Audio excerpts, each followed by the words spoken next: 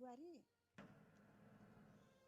तिमीले मलाई अस्ति नै यो सुना सिक्री उपहार दिएकी थियौ नि त्यो अरूलाई दिन राखेको चाहिँ मलाई पर्यो कि क्या जस्तो लाग्यो। अनि के भयो त?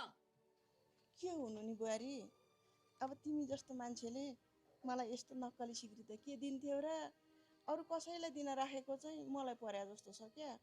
अब यो नक्कली सिक्री चाहिँ उसलाई दिएर त्यो सक्कली सिक्री चाहिँ मलाई दिलाइदिन पर्यो नि बा।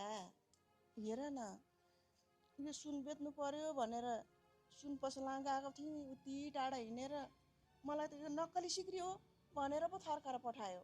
अनि नक्कली सिक्री बेच्न लगेपछि नथर्काएर सम्मान गरेर पठाउँछ त? त्यो सिक्री नक्कली नै हो। र त्यो नक्कली सिक्री मैले अरूलाई हैन हजुरलाई नै दिएको हो सासूमा। तर बुहारी त्यो बेला त सुनाकै भनेकी थियौ त। सुन हैन, सुनको जस्तै हो भन्न खोजेको थिएँ। कहिले सुनको अनुहार नदेखे हजुरहरूले सुनै हो भनेर लगाइस्यो त।